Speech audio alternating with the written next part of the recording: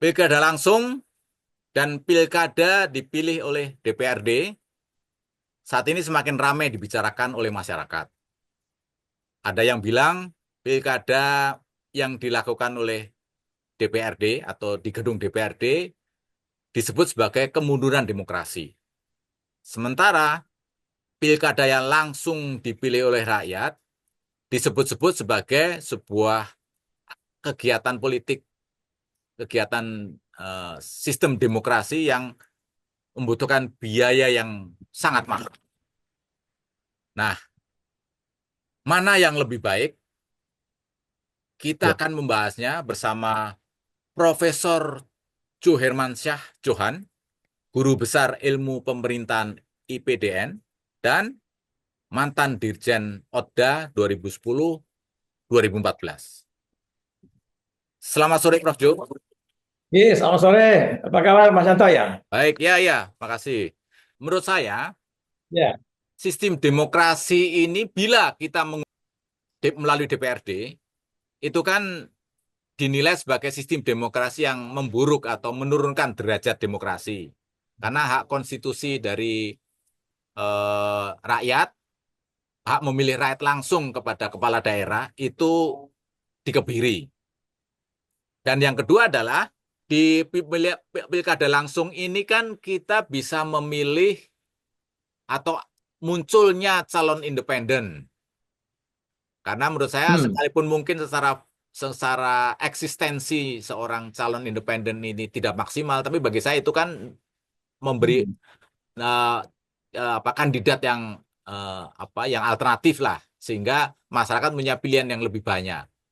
Terus poin yang penting lagi di pemahaman saya di pilkada langsung itu adalah adanya debat publik di depan masyarakat, di televisi lah mungkin begitu, yang membuat masyarakat semakin mendapat mendapat pendidikan politik yang lebih baik gitu kan, memahami visi misi dan seterusnya dan seterusnya.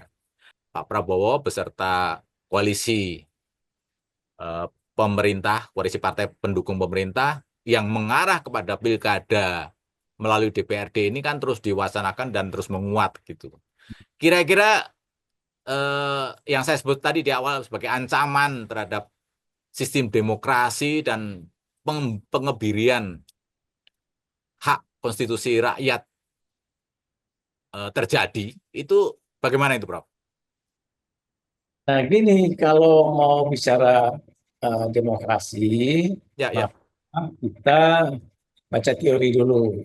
Nah, Hmm, teori tentang local election, oke. pemilihan lokal, ya, memilih head of executive lokal, Ya, kepala daerah yang kita sebut apakah gubernur, apakah wali kota, bupati, ya.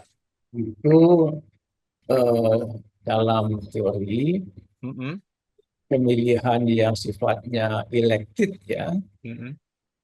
maupun yang non elected. Non elected ini juga ada Elected, oke. dipraktekkan di negara-negara di dunia. Oke. Negara kepala pemerintahan daerah itu ada yang elected, ada yang non elected. Non-elected. Ya, ya. Kalau yang elected itu dipilih. Nah, dipilih itu juga ada dua corak. Hmm, Satu coraknya adalah eh, direct demokrasi, udah langsung, ya, popular vote ya, hmm. boleh langsung oleh rakyat. Dan juga ada corak yang kedua, elected itu elected by council. Nah, dipilih oleh DPRD lah dalam model kita. Nah, itu juga dipraktekkan. Ya. Uh, Lagi appointed.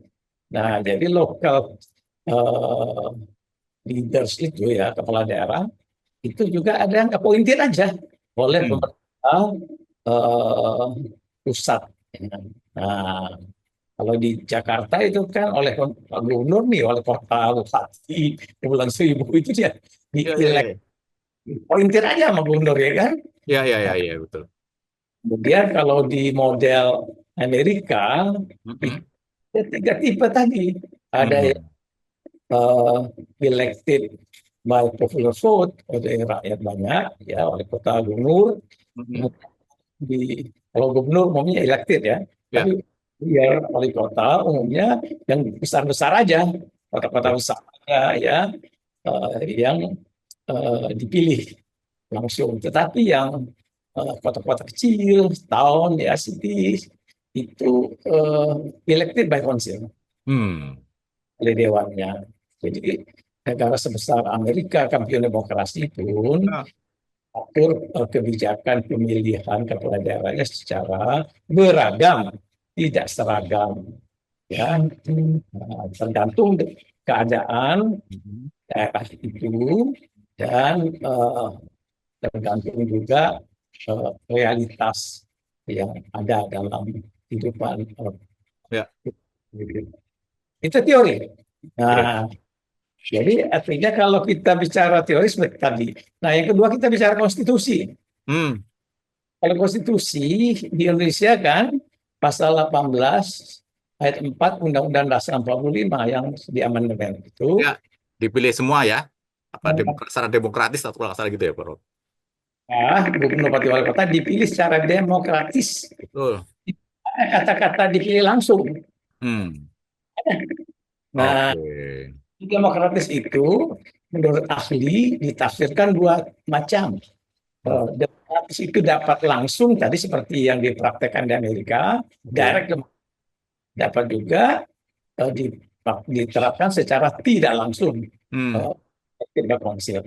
Ya. Jadi, konstitusional Indonesia ini eh, menyatakan bahwa gubernur wali kotanya dipilih demokratis, beda dengan presiden. Ya, Kalau ya. pasal 7-nya itu jelas bahwa presiden dan wakil presiden dipilih langsung oleh rakyat. Nah, Hmm. itu kata-kata konstitusi itu. Ya, Nah, ya, ya. jadi kalau memang ia semuanya dipilih, presiden ya kayak gitu kalimatnya mestinya.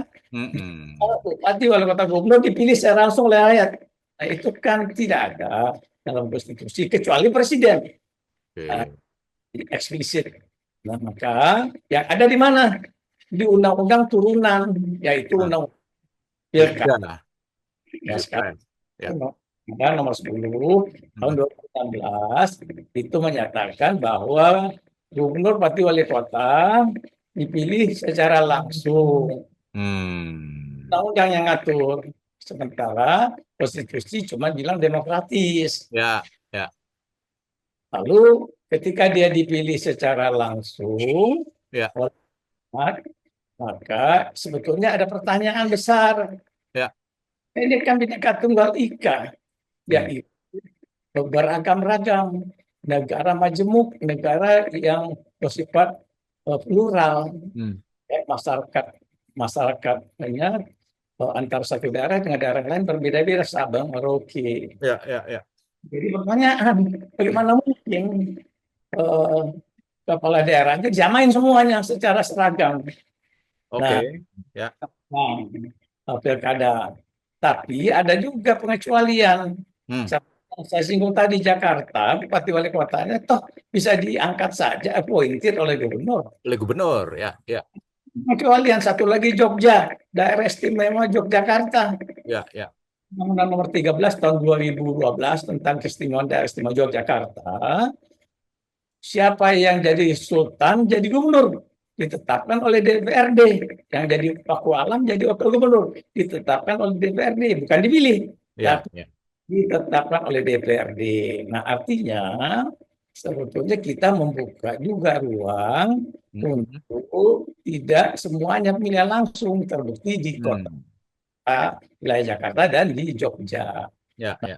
Kalau sekarang misalnya ada polemik Hmm. mau nggak langsung, Hmm. nah maka itu harus dibaca dari teori-teori pemilihan di dunia dan konstitusi bagaimana ngaturnya, dan Oke. ketiga adalah soal yang terkait dengan persoalan-persoalan yang masalah-masalah dan kendala dalam pemilihan langsung, Ya, ya, ya. hal itu dan lain-lain. Nah, itu yang harus ditelaah, dikaji, dianalisis sehingga dapat pilihan yang mana nih yang mau dipakai nih, apakah semuanya langsung Hmm. yang segudang kelemahan. Ya, ya, ya.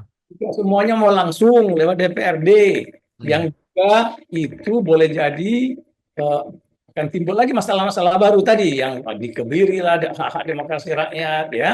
Ya, ya. Dewannya terima suap pula nanti ya kan. Nah, jadi itu harus ada kedalaman pengkajian eh, oleh pemerintah bersama DPR sebelum diketok palu gitu ya. Ya, Jadi ya, ya. kan publik. Nah ini sekarang ini kita bagus nih kita bisa mendiskusikannya Betul, supaya kita betul. dapat sistem format pilkada yang tepat, yang cocok untuk bangsa yang plural ini, Ya, ya. bangsa beragam ini, Bhinneka Tunggal Ika, dan bangsa yang terjebak dalam middle income trap, ya kan? Middle income trap ini kan mengganggu kita. Sampai sekarang nggak naik kelas tuh di kelompok kelas menengah itu. Nah, dua itu menjadi penting untuk kita perdalam, menurut saya. Gitu ya, Tom?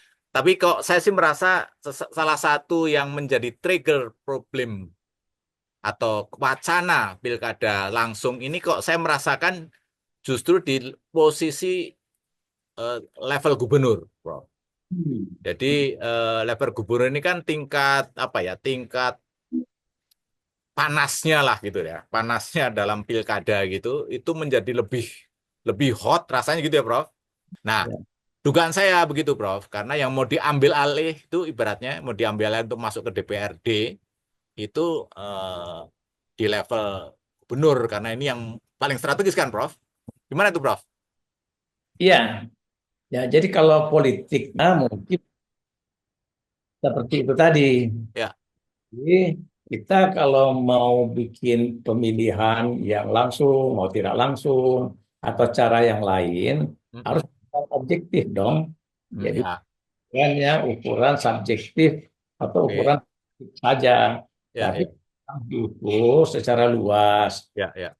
Nah, kalau ukuran-ukuran dalam pemerintahan, Mm-mm. ya mana yang banyak kewenangannya. Hmm. Kan? Nah, yang banyak wewenang harus dia punya legitimasi kuat. Nah, ketimbang yang tidak punya wewenang. Jadi misalnya kewenangan provinsi itu di dalam Undang-Undang Pemda 2012 cukup besar ya. Bahkan Oke. provinsi juga menjadi di samping lintas provinsi dan punya wewenang juga dia menjadi wakil pemerintah pusat ya. Lalu jadi dengan demikian kalau dari segi kewenangan bisa jadi provinsi itu harus diberikan legitimasi yang kuat ketimbang kabupaten kota. Nah, kemudian apa ukuran lain? Ya. Ukuran lain misalnya kemampuan fiskalnya. Hmm. Jadi punya otonomi itu dicerminkan dari kapasitas fiskal. Apakah dia punya pendapatan asli daerah yang memadai, yang cukup untuk membiayai urusan rumah tangga daerah. Nah, Oke, oke, oke. sangat tergantung sama uang transfer dari pemerintah pusat. APBD ya, APBDN ya, APBD ya berarti Prof ya. Nah, BBD-nya kalau nggak dapat transfer, itu daerah tutup buku. Alias daerah itu nggak mampu membiayai urusan rumah tangga. Ya, ya, ya. Bangkrut itu namanya. Daya Ya. kapasitas kita itu rata-rata 20-an% saja. Ya. PAD 80% itu disuplai dari dana transfer dari Hmm. pusat. Nah, lalu kalau provinsi kemampuan fiskalnya rata-rata sudah lumayan. Oke. Biasanya provinsi yang mandiri fiskal. Kayak Jakarta itu dia APBD-nya kuat sekali karena Hmm. dari dana DAU malah dia nggak minta, nggak usah dikasih katanya ya kan. Oke. Nah, jadi itu juga ukuran. Ya. Sebab kemampuan kemampuan membiayai otonomi is also autonomy. Jadi kan kita harus baca Ya. cara kemampuan mengurus daerah, Hmm. yaitu mengurus urusan rumah tangganya sehari-hari, termasuk membiayai Hmm. belanja pegawainya, aparatnya, Ya, dan ya. biaya program dan kegiatannya untuk membuat pelayanan publik yang baik. Hmm. Nah, kalau biayanya atau dananya tidak memadai dari hasil income daerah, maka sebetulnya dia nggak punya kapasitas sebagai daerah otonom. Nah, kabupaten kota itu rata-rata seperti itu. Ya, Kabupaten kota. Oke. dia sebetulnya mengingkari prinsip autonomi is Auto money. Anda punya otonomi ya punya uang dong untuk ngurus eh, daerah Anda. Nah, Ya. uangnya dari Bapak yang di pusat, ya kan gitu. Nah, jadi itu juga jadi soal yang harus dipakai sebagai ukuran Oke, kemampuan fiskal daerah. oke, oke. Itu karena juga pilkada ini kan harus dibayar dari APBD, bukan dari dana pusat, bukan APBN untuk membiayai penyelenggaraannya. Nah, sedangkan membiayai urusan sehari-harinya pelayan publik tidak cukup, apalagi bayar pilkada, ya kan? Hmm. Nah, itu juga jadi hitungan. Nah, belum lagi dari segi tata kelola, ya. Kalau tata kelolanya mana yang lebih eh, dapat good governance-nya, apakah kabupaten kota atau provinsi. Hmm. Jadi diberi kewenangan tata kelolanya amburadul, ya kepala daerahnya di OTT melulu, Ah, ya itu. Ya, ya itu. kan hasilnya kan sia-sia. Pilkada langsung yang berbiaya mahal kita tanggung oleh rakyat dari uang pajak kita, Burungnya ujung-ujungnya dikorupsi oleh dan gubernur kemudian terpilih. OTT kena OTT. Ya, Nah, ya. yang mayoritas kena kasus-kasus hukum itu adalah bupati wali kota. Hmm. Jadi itu juga harus dipertimbangkan, Ya. termasuk juga apakah dia bisa memiliki IPM, Indeks Pembangunan Manusia, yang UPM. tinggi dari hasil pengelolaan pemerintahannya. Atau Hmm. nggak gerak-gerak, IPM-nya cuma segitu-segitu doang. Belum lagi dihitung jumlah penduduknya. Nah, Oke. itu kan jumlah penduduk kalau di model Amerika tadi, kota-kota kecil itu cuma by council aja dipilih oleh dewan. Tapi kota besar, Boston, New York gitu ya kan, Hmm. Chicago, ya itu elected itu oleh Ya, ya. rakyat. Karena penduduknya besar, sementara yang kota-kota kecil cukup dipilih. Bahkan ada yang cuma electednya by ditetapkan saja oleh konsil, bahkan juga ada seperti itu. Jadi Oke. kita membaca dulu berbagai macam aspek, sehingga dengan demikian kita tidak salah dalam mengambil kebijakan. Seperti salahnya mengambil kebijakan pemilihan langsung ini. Ya, Itu ya.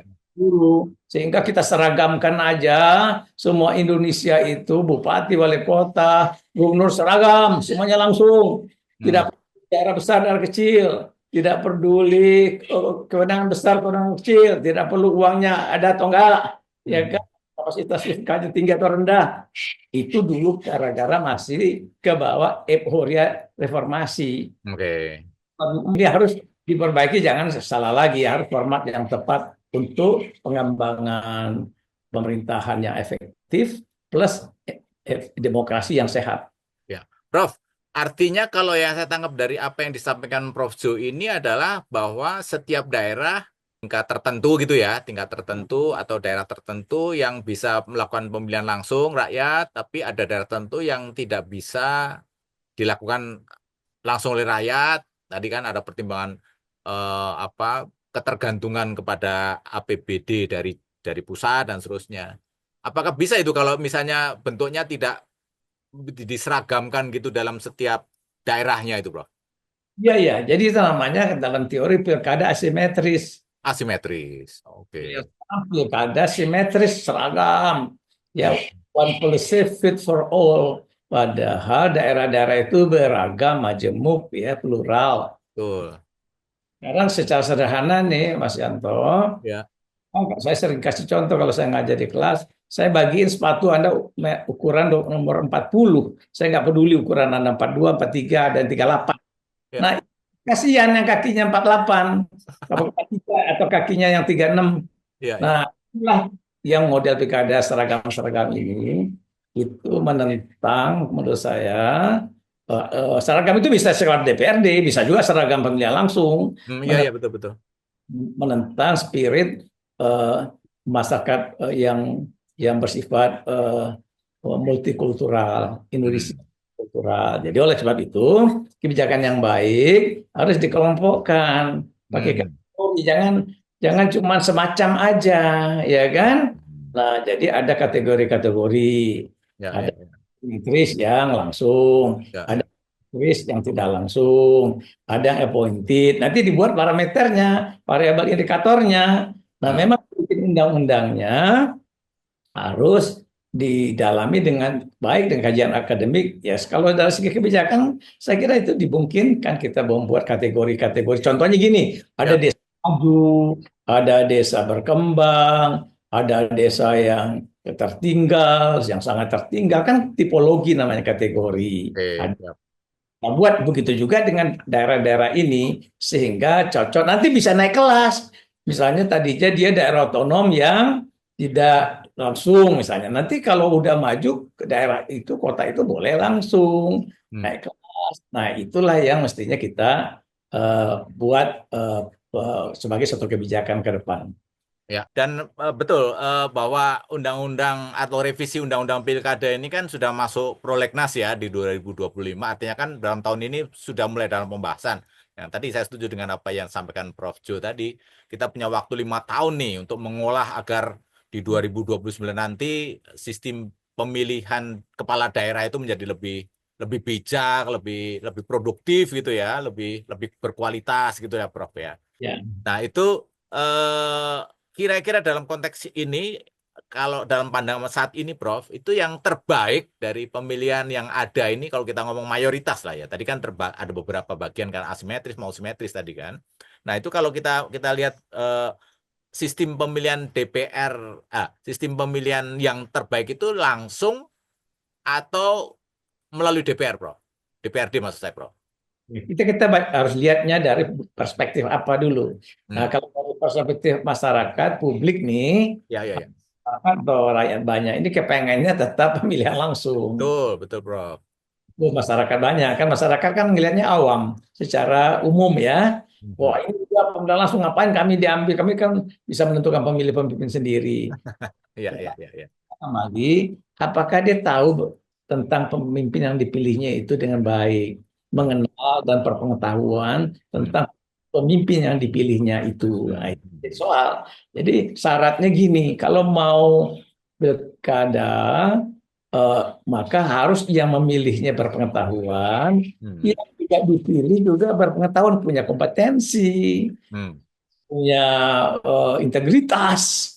Nah, jadi kalau dari segi rakyat banyak kepengennya mereka tetap pengen Tetap jaga. langsung ya. Ya itu udah. Nah, tinggal diperbaiki. Ya, Kalau ya. yang mau diadopsi, diperbaiki masalahnya. Yang Hmm. itu kenapa? Ayo kita betulin. Harus ada apa cara mengatasi supaya jangan berbiaya tinggi Hmm. mahar-mahar politik kepada Mahar partai. politik. Betul, betul, betul, betul. Ya, Jadi suara nggak boleh lagi ada. Ya, ya, ya, ya. belum lagi politik dinasti nggak boleh ada. Nah, itu.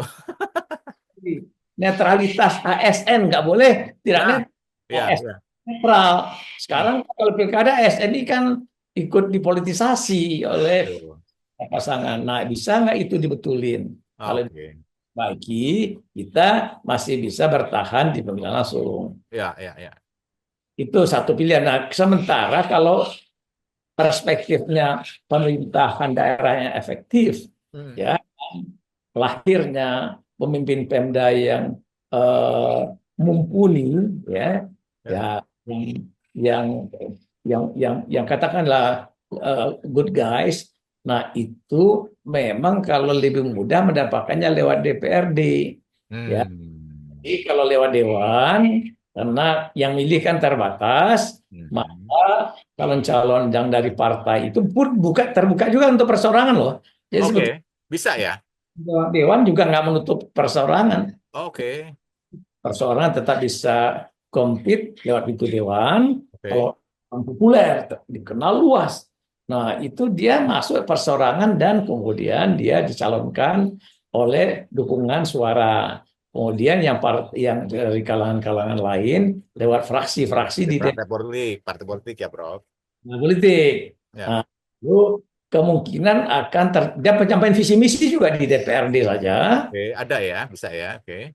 disampaikan dan tidak berbiaya mahal memang ya karena nggak ada ongkosnya kalau di Dewan. Ya, betul, betul.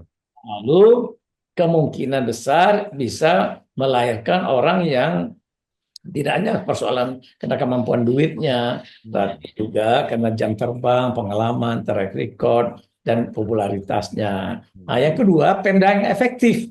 Hmm. Kemungkinan juga lewat DPRD, Hmm. karena hasilnya pemilihan DPRD ini nanti gubernur, bupati, wali kota, kan urusannya sama dewan aja nih. Balas budinya ke dewan.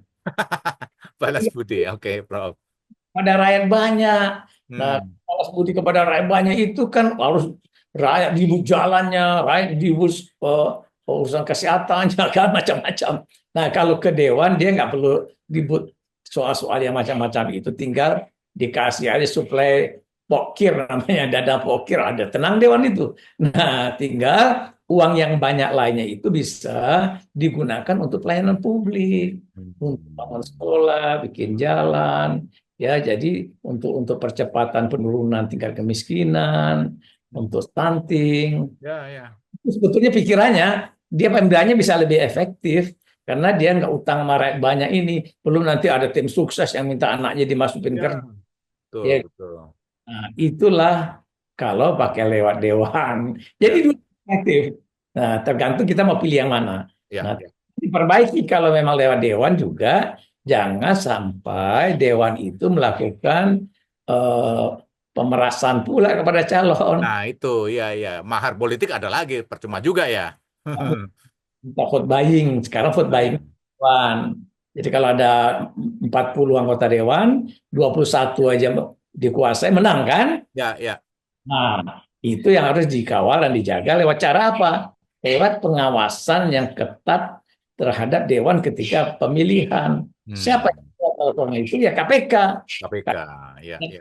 Jadi kalau dewan macam-macam, maka KPK bisa menyadapnya. Nah, itu dia. Jadi untuk masing-masing punya perbedaan. Nah, tinggal Indonesia mau pilih yang mana. Kalau saya menawarkan yang jangan seragam, Hmm. ada yang tidak langsung, ada juga daerah kecil saja, misalnya sebagai daerah otonom itu kita turunkan jadi daerah administratif sehingga dia bisa dipilih, diangkat saja oleh pemerintah. Bisa kecamatan cuma dua, penduduknya cuma 30.000, itu Hmm. ngapain pakai pilkada, ya kan? Nah, kayak gitu. Kayak dulu zaman Kotip, ingat nggak kota administratif itu cuma Ya, ya, ya, ya. Kotip Depok, Kotip Bekasi, Kotip Jayapura, tidak ada pemilihan zaman itu Hmm. karena dia bukan daerah otonom sebagai wilayah administratif. Itu dipilih oleh gubernur ya, Prof ya? Ya diangkat aja oleh gubernur dari yang terbaik, ASN yang terbaik. Jadi artinya gini lah kesimpulannya, Ya, kita harus baik-baik mengkaji, mendalami. ya. Nah, dulunya kalau saya ada yang langsung, tidak langsung, dan ada yang model asimetris lah ya. Jadi boleh penetapan ke Jogja, boleh yang juga kita angkat aja. Nah, tinggal buat kategori parameter dan bikin undang-undang yang memang membuka kategori itu, tipologi itu, sehingga kita bisa melangkah maju. Supaya Hmm. jangan berkutat di pengadilan langsung lalu ribut lagi. Ya, ya, ya, betul, betul. Nggak jujur, tidak fair, free and fair, jujur dan adil nggak dapat. Ada cawe-cawe pula, barang baru pula ini namanya cawe-cawe. Nah, ya kan, itu yang kita harus ubah 2029, bisa nggak ini nggak terjadi lagi. Nah, gitu loh semangatnya. Siap. Oke, Prof. Terima kasih. Semoga Ya, pembahasan ini bermanfaat. amin. Ya, terima kasih. Selamat Sama-sama. sore. Ya, selamat sore ya.